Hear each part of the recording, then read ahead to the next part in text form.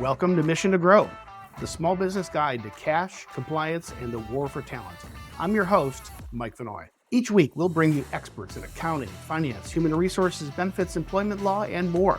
You'll learn ways to access capital through creative financing and tax strategies, tactical information you need to stay compliant with ever-changing employment laws, and people strategies you need to win the war for talent. Mission to Grow is sponsored by Asure. Asure helps more than 100,000 businesses get access to capital, stay compliant, and develop the talent they need to grow. Enjoy the show. Employee engagement. I can't think of a better topic when you're thinking about how do you grow your business to have engaged, skilled employees that can help you accomplish your goals. So great guest today. If you're a regular watcher of the show, you know Mary Simmons. Mary is Vice President of HR Compliance at Asure. She's a SHRM certified professional. Also, for the last 8 years, she's been an adjunct professor at the New York Institute of Technology. Prior to Asure, Mary was the director of HR consulting for a 58-year-old HR consulting firm in New York. Welcome to the show, Mary. Thanks, Mike. Hey, so right off the jump, we're going to dive deep and try to unpack this topic. But if a business is trying to grow, what's the one thing that they really need to understand most about employee engagement? So I think a lot of business owners might, this is a fluffy subject, right? Employee engagement, what is that? Well, simply stated, employee engagement means that your employees are engaged in what they're doing. That means they're going to do a better job because they're paying attention. They're not looking at their cell phone. They're not looking at the clock and saying, when am I getting out of here? And they're more productive. So a more productive work staff makes for a better growing business. So this one is a layup. This is pretty easy to make the connection between how that employee engagement ties to that business growing. Yeah. Not a fluffy subject. I think this is one of those things that maybe businesses haven't developed as a strength. I'd say especially businesses that were around maybe for at least 5 years, right? Established businesses, pre-pandemic businesses that haven't had to deal with the labor shortage for an extended period of time, because historically there have been more jobs than there were job seekers. And Right. I'd say employers kind of sort of had the upper hand that if you didn't have an engaged employee, and I don't think most entrepreneurs do this, but you could let that person go and there'd be somebody else waiting thankful to take the job. But the tables have turned. The labor shortage is a permanent thing based on, as you and I have talked many times, birth rates 50 years ago, 30 Right. years ago. So the labor shortage is here to stay. It's not just a pandemic thing. It's not just an inflation thing. And so now it's not enough to just, hey, bring in bodies in. You have to have them engaged in your work because they have choices, right? Right. Right. So what are the big things that you think really drive employing? I would also say, and I'm going to give you an example to highlight my thought process here. I think a lot of times the employer might say, okay, you're not manufacturing that widget. My team isn't manufacturing the widget fast enough. And Yeah. so they look at the end result and try to fix that end result instead of going back to the employees and saying, Mike, what's going on with your manufacturing that widget? So I had an organization that was a manufacturer, worked with them for years, right? And, a manager came to me and said, Mary, I need to write up 3 people on my staff of 6. I was like, what is going on? Like, let's talk this through. Right. And as we talked, he was concerned about the productivity or lack thereof of these individuals. And I said, did you ask them why their productivity is low? He said, no. I told them they need to create, and I'm just going to make up numbers, Yeah. 5 widgets an hour, and Yeah. they're only doing 2 an hour. And I told them they have to go faster. Let's go talk to the employees. And Mike, do you know how simple this was? When I walked over to the line that these individuals were on, creating this widget, they were actually packaging goods. They had gloves on. And I said, I noticed those three have gloves on and the other three don't. Can you talk to me about why do you have gloves on? They're like, it's freezing in here. My hands are really cold. And in addition, and they had like fluffy outdoor gloves, Mike. In Yeah. addition, sometimes my fingers get cut on the packaging. I turned to the manager and I said, I think we have a solution here. If they wanted, first of all, we got them little space heaters actually, because they weren't going to turn up the heat in the entire warehouse. It was a huge warehouse. Yep. Number two, those that wanted them, we gave them nice rubber gloves that were well fitted. And it actually made the productivity go a little faster because they weren't tentatively putting things together. That's employee engagement. It's listening to your employees. It's asking them questions, right? Let's fix the problem instead of trying to fix the poor outcome, right? You got to start from the beginning. And that's usually our employees, Mike. You know, I'm thinking that's like a double whammy in my brain, because it's like, okay, there's an obvious win of productivity improvement if you're the business owner, but who wants to be, and I'm going to age myself, who wants to be part of Cogswell's Cogs or Spacely Sprockets, where you're just a cog in the machine, right? People want to be part of something. They want to be part of the solution. And I'm guessing it wasn't just the productivity that came from a space heater in some appropriate gloves. It's, you now have employees who feels hurt in part of the solution. And it's not, it's more than just they were so happy, Mike. It was, I was like, kind of easy. It seemed like an easy fix. And listen, I also understand the manager, right? His goals are do it, and do it faster. So I understand that, right? So what comes out of that in my nerdy HR mind is, right, we need process, we need procedures, we need manager training, and we'll talk later. Yeah. All right. So as always, I give the entrepreneurs and the business owners and managers benefit of the doubt. No one's sitting here thinking that, no one's watching this show thinking, I already know a bunch of ways to drive better employee engagement that will make us more productive. But I'm choosing not to do them. Right. Exactly. So break it down. What do you think the big buckets that I'll say maybe are controllable by a business owner or a manager? What are the controllable buckets that can drive employee engagement? So definitely career pathing, definitely training, definitely employee, wellness, are the top of list, and tying them back to the mission, of the organization, right?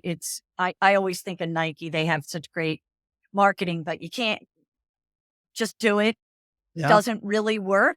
They need to know the why to be engaged, right? And, my little making of a widget does tie into the success of the organization, but did we tell everybody that it does? Right. So I think those are some of the big buckets that I'd love to discuss and unpack today. That last one is probably my passion project, but you're the expert here. So you lead us where you want to take us here. What would you think says the first bucket here? So I always like to start with training, right? So, and that's what you should start with when you bring on a new employee. So even if you bring on a new employee that has years and years of experience, they don't have years and years of experience at your organization.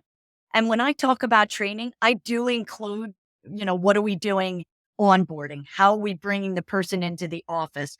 I kid you not. I had an employer who had somebody after a week want to quit because nobody showed her where the bathroom was. I was like, what? First, we did save the employee, and then we did create an onboarding training procedure, right? So what are you doing day one to engage that employee? Did you, give them their password to sign on to the computer? Did somebody take them to lunch? Did somebody give them some on-the-job training, right? So there's always going to be on-the-job training. But what are you doing to level set their skills, right? And raise their skills within the position they have. When an employee sees that you're investing in them, so you're investing time, energy, and money when you do training, And all three things make the employee feel engaged, Yeah. right? Because they feel like you really care about their success. They will not be successful without you. It's not going to happen, right? So the employer has to say, what does Mike need, right? And you need to have a plan, but everybody might need something a little bit different when it comes to training. Big Yeah. proponent. And I love that you went to the engagement side of it. Maybe not even the engagement side, how the employee perceives the fact that they're doing training, right?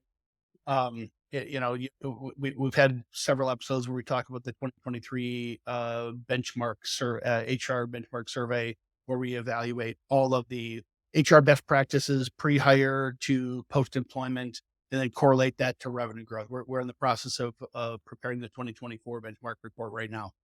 But the correlation is clear. Yeah. The fast growth companies do employee training at a much more meaningful way than flat or shrinking companies do. So the correlation is clear.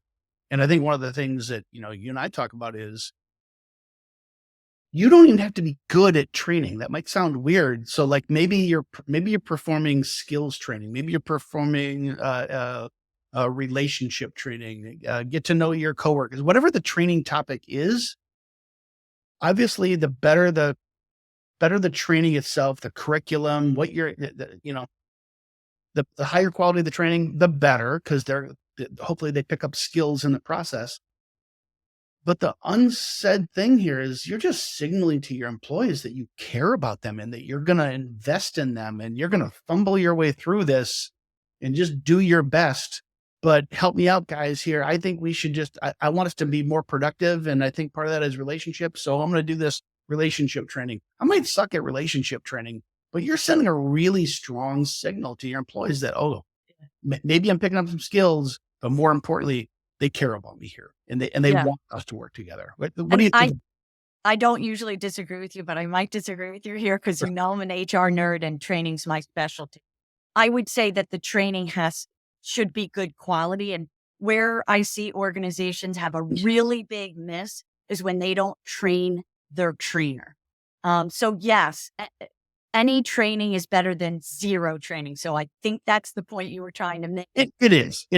Yeah. Yeah. But I also want to make sure that organizations don't miss the mark and train the trainer. And, because I do so much training, can tell you that we'll give a summary or a follow up afterwards and say, what did you think of the training? So that I can make it better.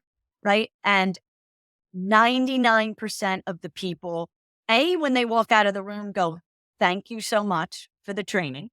And if the HR person or owner of the organization is in the room, they thank them personally. And in that feedback survey, they always say, I want to thank my organization for doing this. And I love that you say, we don't just have to do skills training. So we do extensive personality training. We use DISC. No. And that training, I've been sent flowers, candy, balloons, like it's so appreciated. So it can be soft skills or hard skills. And I think so every organization can do some type of training. So if anybody's sitting there going, well, I don't know what training to do. Everybody can do it, right? So because it can be soft skills, like better communication, team building, and it can be hard skills like Excel, Word, etc. 100%. 100%. Yeah. And clearly better quality training curriculum in teachers and trainers has hopefully obvious impact. You're right. Yeah. The point I'm trying to make is I don't want employers to think that, perfection is the enemy here because, I'm not a good trainer. I'm not good in front of crowds, right? I'm not exactly sure what to say. There's value in the effort, right? Obviously make it as good as you can. And there's probably is a minimum threshold of good enough. Right. Yeah. But you're, not to beat a dead horse, but you're right, because that attention from the owner of the organization to everybody in the organization is so important, right? And that's, goes back to, oh, he knows who I am. He knows my name. My young working children who are 25 will come home and say, Mom, the CEO said hi to me today. And she's on cloud nine. So that's the impact that, somebody of that level, the owner, talking to individuals and training them, that's the impact it has. She's Yeah. so engaged when that happens. One hello. Yeah. Awesome. That's awesome. All right. What else? Anything else you want to say in training, or should we move on to your other topics? Just, I could go on and on about training, but I'm going to, Of course. let's move on to another topic that sort of blends into that, and that's career pathing. So, we talk about the different generations within the workforce, and I will tell you that the generations, the millennials, which is the biggest generation, and Gen Z that are in the workforce right now, they want training, they demand training, good for them, and they also want career pathing. So what do I mean by career path? They want to know where they can go, Mike. So a lot of organizations may be listening to us and say, well, I'm relatively flat. And that's okay, right? So that career pathing doesn't have to be, Mike is going to go from VP of marketing to CMO. It doesn't have to be that way if your organization is not big enough and doesn't have the levels to support that type of career pathing. It could be as simple as showing Mike the training that we're going to send him to, the conferences, the trade shows, giving extra projects. That's part of career pathing, right? So, right. So I have a nonprofit. They're very, very, very small. He said, I have no money the other day. I have no money. I couldn't even get a little bonus through for my staff. Mary, what do I do to engage them and to thank them? So one of the simple things that we thought of is these are really hardworking people, really tied to the mission of the organization. And they enjoy doing special projects because it gives them visibility with the board that they normally wouldn't get. So we created a way for them to have a time where they can report, not monthly like the executive director does, but quarterly. Each of them are going to start reporting to the board on a special project they created. Yeah, that's brilliant. They are so excited, right? And so engaged. And that just makes the organization better. I think commonly people underthink career pathing, right? It's like, I agree. hey, we're really small, or maybe it's a family business, and whether my son's any good at it or not, my son's getting the business. And so everybody knows that. So maybe they feel like there's this glass ceiling or something, right? But it's not.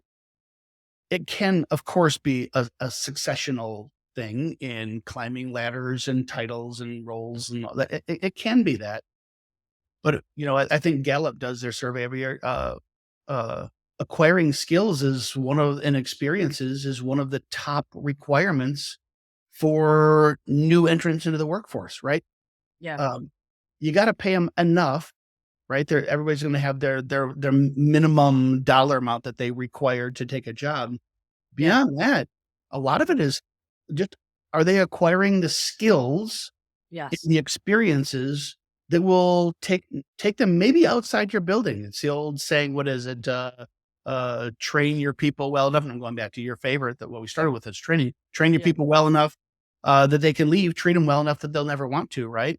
right. So maybe if you don't have this climb the ladder thing that you can put in front of them, saying, hey, what are your goals? What do you want to be 2 years from now? Well, I think you're making a really, really solid point there. I started doing my one-on-ones with my team just to ask them where they want to go. And sometimes it's surprising. Sometimes you have a very high performer and you're like, okay, they're my next person that I'm going to promote. And they go, I love my job. I want to stay right where I am. And you're like, great. That's awesome. But that is the second part of it is, I always recommend stay interviews to also engage your staff. What do you like about here? what are your ideas, even if they sound crazy to change? And how can I help you be more successful? And those answers will always help an organization and a department be stronger. But it also engages your staff because they're like, you care what I think? You care about my opinion? Yeah. And, really good ideas come out of it. Really good ideas. Right. Right. And part of it, maybe it's, we talk a lot about smaller businesses. You're the owner or the senior manager, maybe in a mid-sized company or large company. Yeah. You might not control that person's career path. Right. But Yeah. you can advise them and help them to be desirable by Yeah. other managers to get promoted that's outside of your realm, right? So if Agreed. you try to get that employee engaged and part of your team, man, one of the best legacies you can ever have as a leader is the people that rise to the top that used to work for you, right? Yeah. That's a hell of a legacy, right? Is like, yeah, that person used to work for me. I brought them in, and So then they proud of them. aspired to here, and this person aspired to there. So this isn't just a small company thing, and you don't have to control the promotions in the corporate ladder, so to speak, to still drive engagement by talking about career paths, putting people on projects where they develop skills intentionally. Maybe it's after hours assignments, whatever it is, to Right. develop the skills, competencies, relationships that then foster new opportunities for them. Agreed. Couldn't agree more. Yeah. Couldn't agree Anything more. else on career pathing? Again, we could go on and on and on, but I think we can move to the next bucket, which I would say is employee wellness. And employee wellness can mean a lot of things to a lot of organizations. But I think, let's just say on the outset, just saying that we're, engaged and thinking about employee wellness right there will engage the staff. Again, we're investing time and we're investing money in the wellness of our staff. So, and that wellness can go anywhere from, you know, mental well-being, physical well-being, financial well-being. So I Wow. think what organizations, small and large, struggle with all the time is the cost of employee benefits. And I just want to open the minds to everybody that you do have to look at your population and meet the basic needs of your population, besides being compliant with ACA when it comes to medical benefits, right? But there are so many creative ways, Mike, that you can support your employees on a wellness side to help them. And let's also just real quick talk about a good way to recruit people is to have a really good wellness. So when you look at your benefits, are you providing, something for their financial well-being, right? We know there's a large push for 401k and savings plans throughout the country.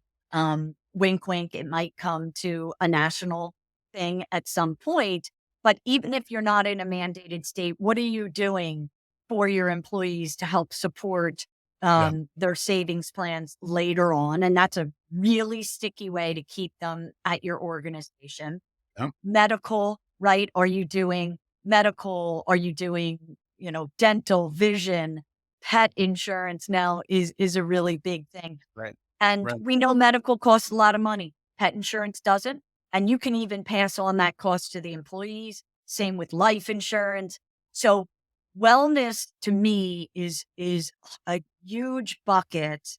One thing that I also did for this nonprofit that I was mentioning is we started to set up lunch and learns. So you can easily have speakers come, like a yoga instructor come, and they'll, can be very inexpensive, or they will do a half-hour session for free, hoping that they get more clients. You can Sure. have a financial advisor come and speak for free, a bank Love come that. and talk about it. So there's a million lunch and learns that you could set up for free that shows your employees you are really concerned about their wellness. And look, Mike, selfishly speaking, just so the business owners can see that I am tying this to growth. If their if your employees' personal lives are stable, they Yep. will be more engaged, right? I just went, we have a lot of employees of our clients that are taking care of their parents. What are you doing as an organization to support them? Are you explaining FMLA to them? Look, you have to give it. So in Yeah. my mind, you should be explaining what FMLA is. If you know an employee is out a lot for, caring for a parent, right? Right. But there's lunch and learns you can have with somebody that comes and talks about, retirement, Medicare, all of those topics that could help your employees just go, oh, and focus on work instead of trying to do that while they're working. Do that research while they're working.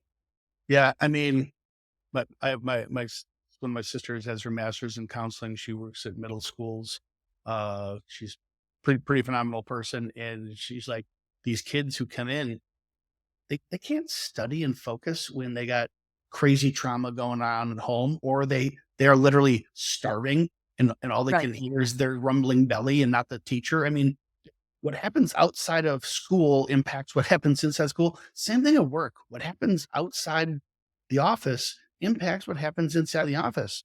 And it's maybe none of your damn business that your employee's spouse just left them high and dry. They're wondering how they're going to get groceries or maybe how they're getting to work today because they're got a flat tire and they can't afford an Uber. There's a million things. Yeah. And some of the solutions don't have to cost you money. And we're not advocating just for a bunch of greedy corporate bastards here that have the money and not treating their employees well. A business has to run, and there has to be profit.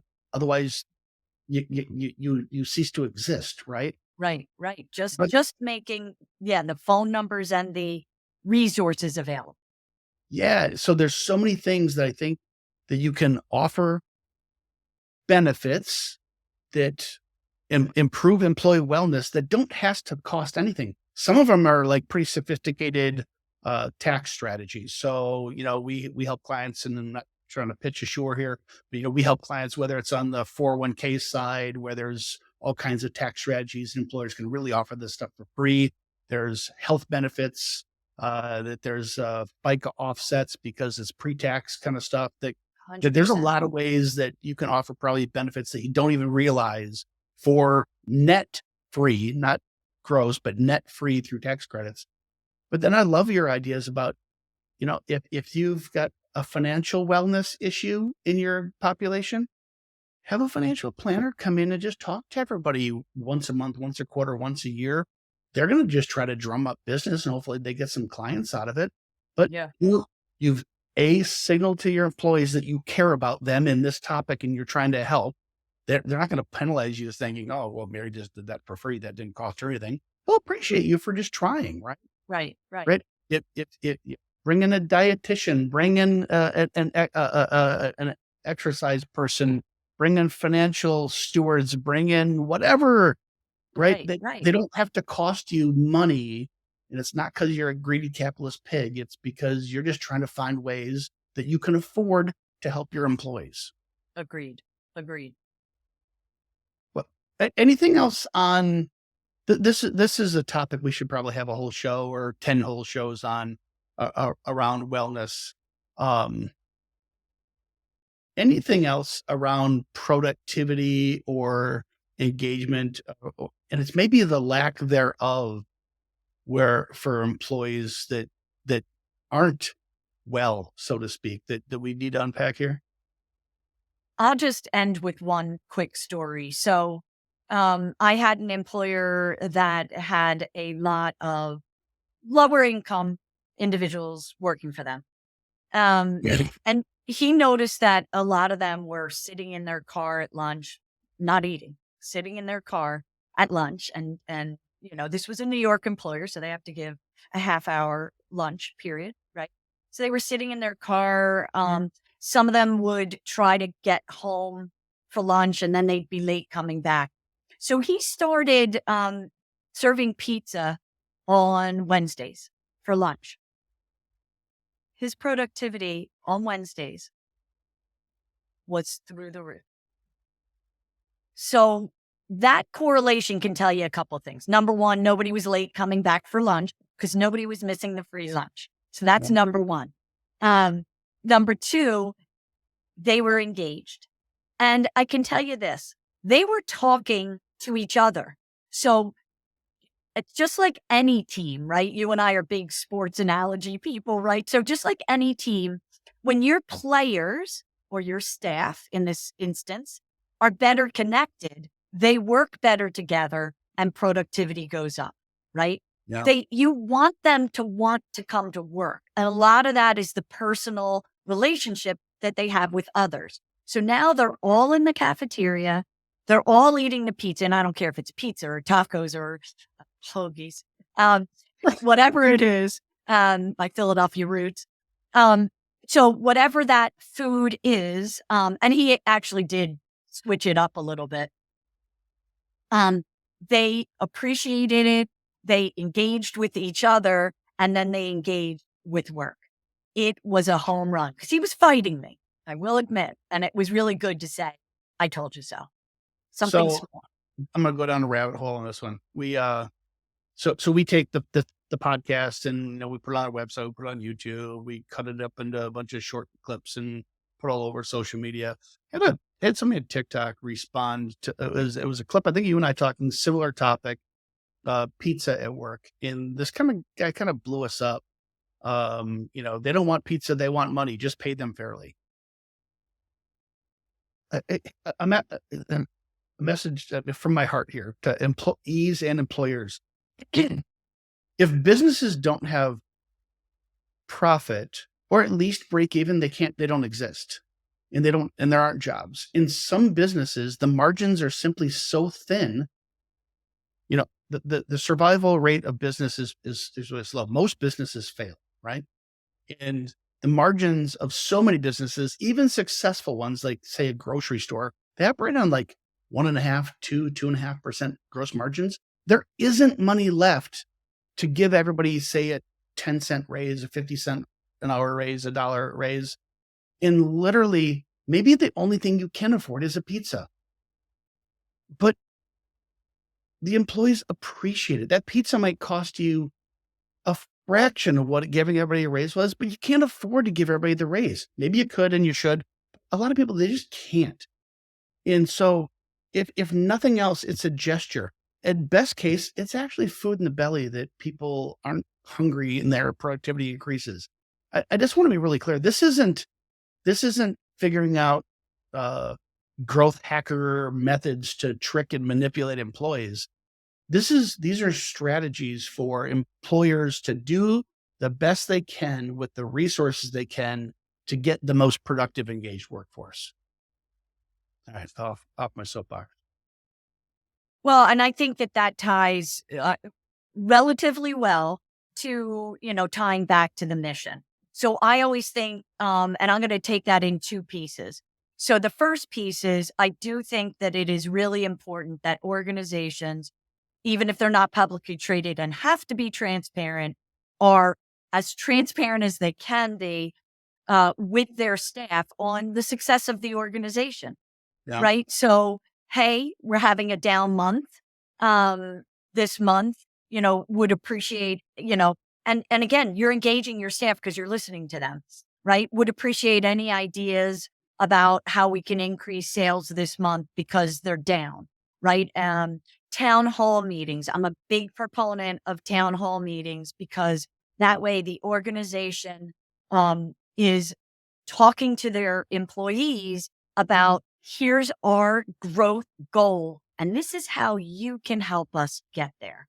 Again, creating that team environment. We're in this together. Yeah. That engages staff, right? It's not just, upper management or the salespeople that are responsible for the success of an organization. Every single individual.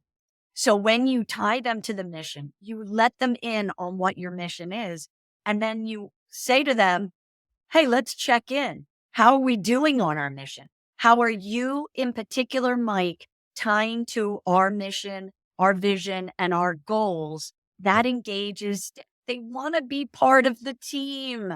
right? Right. They don't just want to come and create that widget and leave. And I know I'm giving examples that are manufacturing, but I will tell you that I supported a law firm with similar disengagement, lack of communication, and they started doing lunches at work and their productivity went up because I can guarantee you they were talking about work when Yeah. they were sitting at those lunches.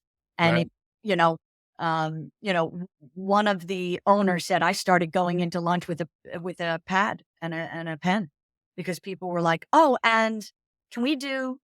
Did you do? Can we go to this trade show?" Yeah.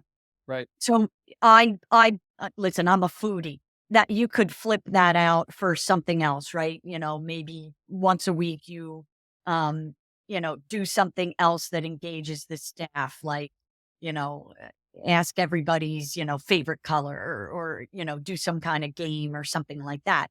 So it doesn't have to just be food. I mean, that's just where I go. But anything that engages the staff and makes them feel a part of the team and the organization and the mission Yeah. is very important. And I kind of think of this as a continuum. Uh, uh, uh, uh, the best example is, and this may be a bit of a tired metaphor, but yeah, ask the bricklayer, what are you doing? Are you a bricklayer? Is it, no, I'm building a temple to worship my God and then building the Sistine Chapel, right? So are you part of something and that aligned to that mission, right? So, there are some companies that really have that brand cachet. They can pull it off. There are people that will just work insane hours, have an insane commute because they want to be part of putting man on Mars, and so they'll go work for Elon Musk, right, at SpaceX. Right?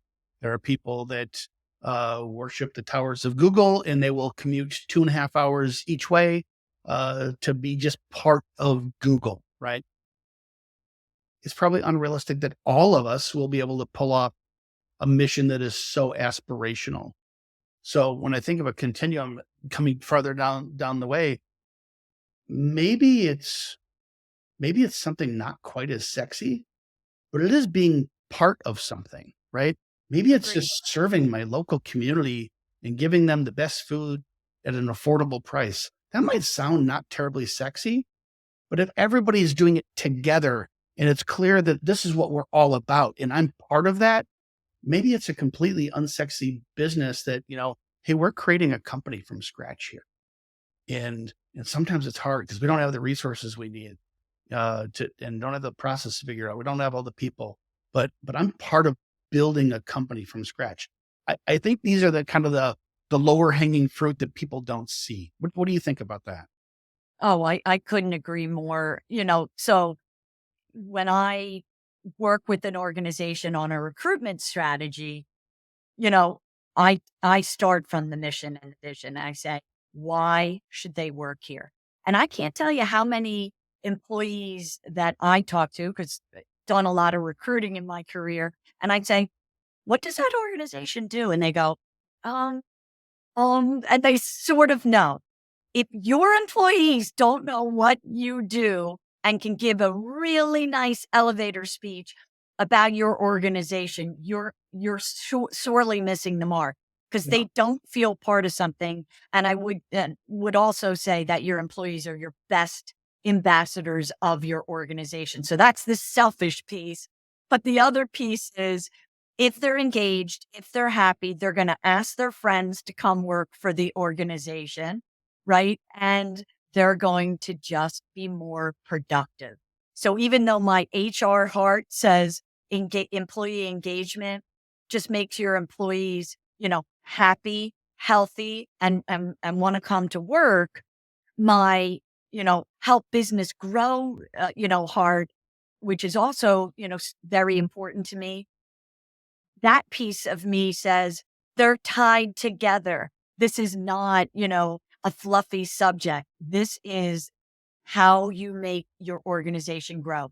I guarantee you, if your employees are not engaged, your business will not grow. They won't be productive. Yeah.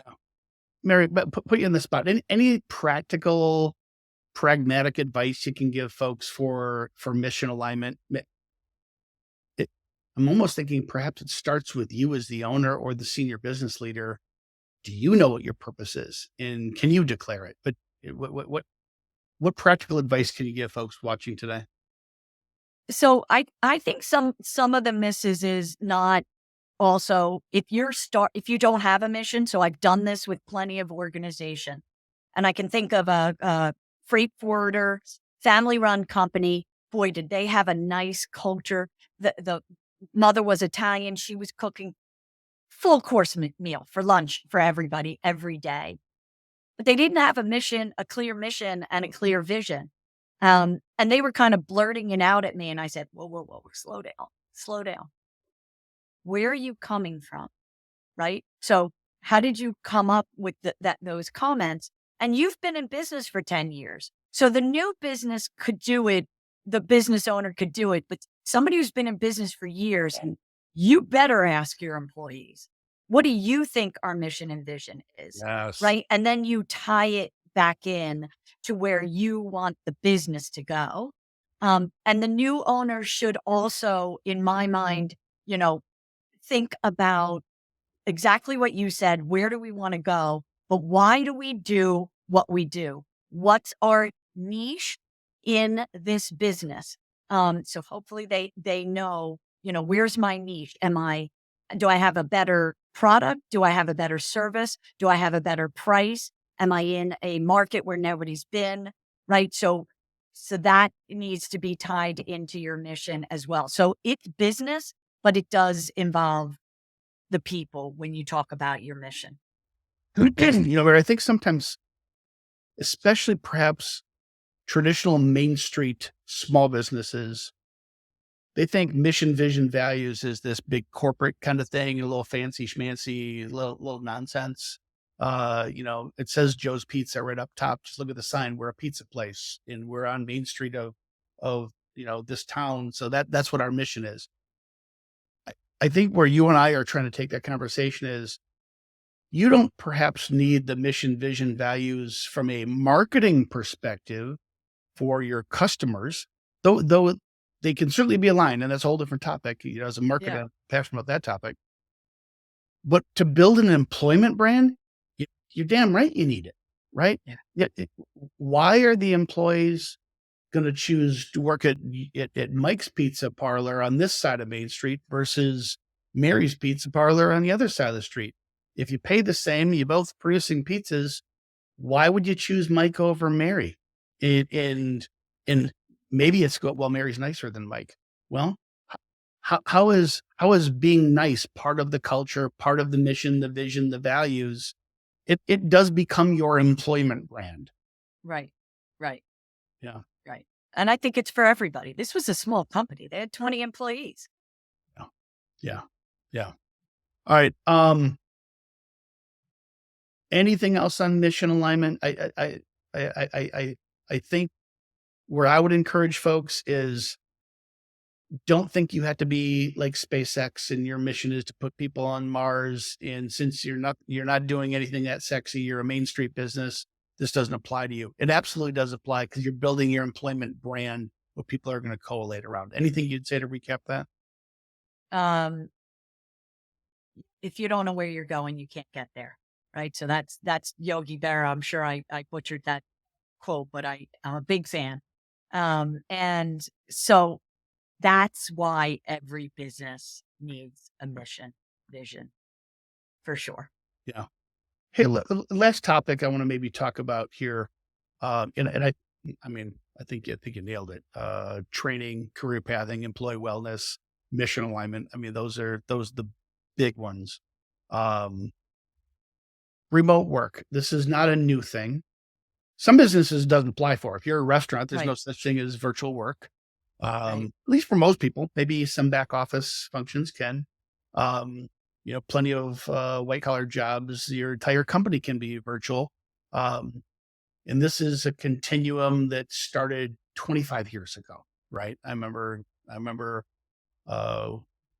work from home Fridays as being an amazing thing, and that people having to have special authorization and phone lines to handle the fax machine that would be in your home office, right? I mean, this has been going on for a while, back when there was fax machines. clearly the pandemic accelerated this whole thing about virtual work. Um, there's a lot of data out here and a lot of best practices around employee engagement.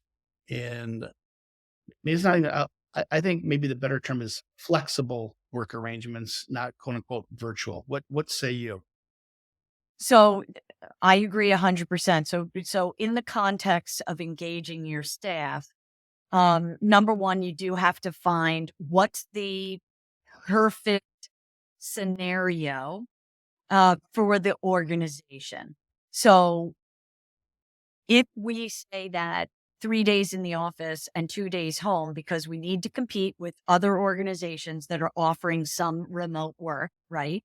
And believe it or not, we did have a client with a waitress say, I want to work from home. And we were like, we don't understand. So but I use that example because it's so on the minds of the workforce right now, Yeah. right? Yeah. And they all think they want it. And this is what I'm going to say about engagement. If you have staff that is partially remote or fully remote, you have to double down your efforts to engage them. Double down. How Yeah. much are you meeting? You know me, I'm a big proponent of camera on. Yeah. What are you doing as far as setting up meetings so that everybody is sitting in a virtual room because they're remote? Um, you still should be doing some wellness activities, right, with your staff, but you have to double down on it because they're not getting the engagement that would naturally happen by them being in the office, sitting together and having food, right? Passing each other in the corridors. Right. So, you know, we're not going to spend a ton of time on what's right or what's wrong, right? It should be tied to your business. And can you attract people in your business by having them partially or fully in the office? I don't know right now what organization, besides the organizations that have to, manufacturing, restaurants as examples, Yeah. hospitals. Um, but what are you doing to engage that staff? You need to double down. Right. Right. Gallup, I referenced earlier, they did this annual survey on employee engagement. One of the things they measure every year is the relationship of on-premise work versus completely virtual work from home versus hybrid. Um, and the data has been clear for a really long time. It hasn't moved all that much. 100% at work has the same level of disengagement as 100% at home. What's the most engaged workforce is some type of a hybrid where they can kind of choose to come and go. To me, what that signals is really about flexibility. It's not just place of work, it's hours of work. It's Right. the way work gets done. Um, people's lives are so integrated from personal to work. I mean, who- social media during Right. work Right. hours. I'm making a personal call. I'm attending a parent teacher Zoom conference during work hours, but I'm also maybe doing some work at night. I mean, our lives, the lines have really, really, really, really blurred difference 100%. between work hours and in personal hours here. I think maybe the message I would give folks is just think about flexibility. It doesn't mean you require less from your team. Right. Uh, you can still hold a very high bar, but Right. place and manner of work, you have to be flexible if you're going to attract and retain talent in a world where there's a labor shortage and it's not changing.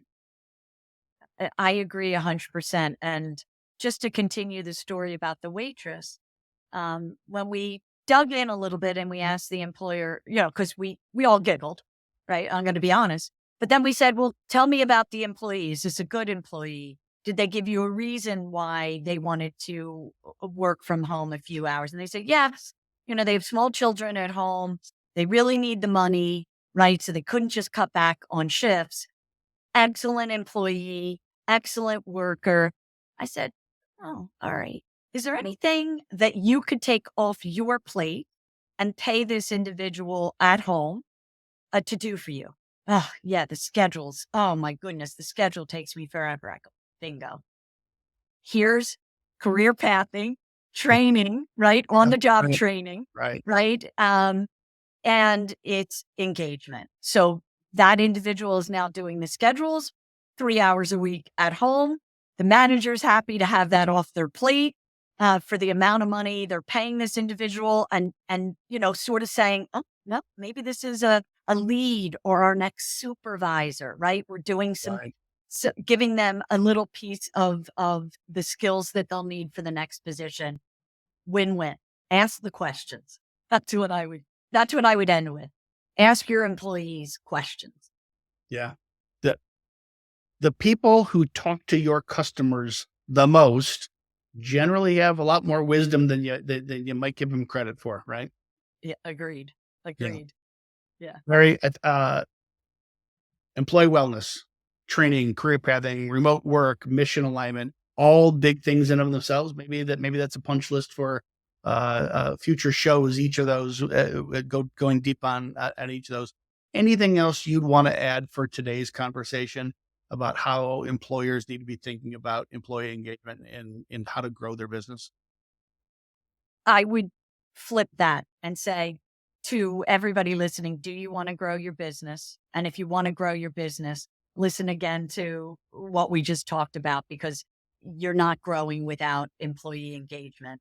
And there's a lot of different pieces to this, but it's all important and all integrated into the growth of your organization. And I think that every employer does want a happy workforce as well, happy, engaged workforce. But you got to work at that. It doesn't happen automatically. It takes a little work, a little plan. Yeah. If you want to go fast, go alone. If you want to go far, bring a team. But that team in 2024 has choices of which team they want to be part of. And they're only going to be part of a team that they believe in, they align to the mission, they feel part of something, they feel respected and valued. So there's the message for 2024. Mary, always love our conversations. Thanks so much. Thanks, Thanks Mike. everyone else for joining us today. Until next week. That's it for this episode of Mission to Grow. Thanks for joining us today. For show notes and more episodes, visit us at missiontogrow.com. If you found this content valuable, I invite you to share it with a friend and subscribe to the show. If you really want to help, I'd love it if you left a 5-star review on Apple Podcasts, YouTube, or wherever you listen. Mission to Grow is sponsored by Asure. Asure helps more than 100,000 businesses get access to capital, stay compliant, and develop the talent they need to grow. To learn more about how Asure can help your business grow, visit AsureSoftware.com. Until next time.